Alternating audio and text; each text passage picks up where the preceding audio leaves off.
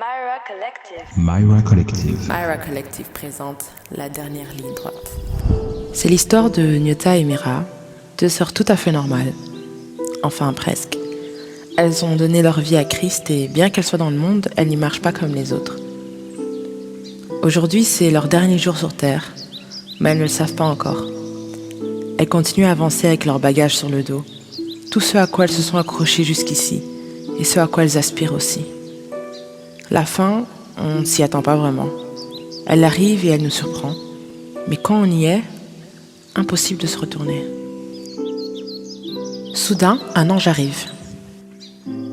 Voilà les filles, c'est la dernière course. Mais au bout du chemin se trouve le paradis. Mais surtout, vous devez courir sans vous retourner, parce que les démons sont à votre poursuite. L'ange leur annonce que c'est la fin de leur course et la fin de leur marche sur la terre.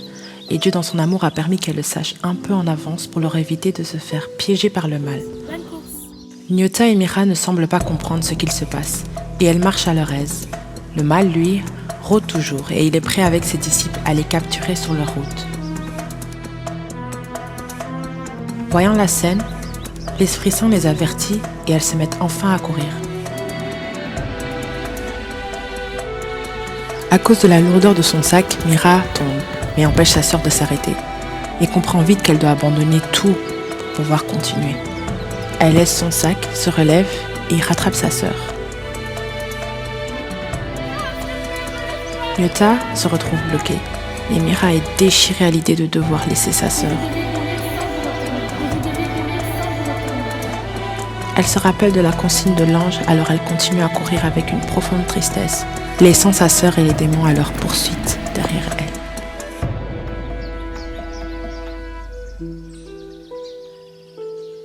Mira finit par atteindre la ligne d'arrivée et est accueillie par l'ange. Devant elle, c'est la paix, plus de mal, plus de souffrance, tout ce qu'il y a de plus beau, tout ce qu'il y a de plus paisible, tout ce que son cœur recherchait tant.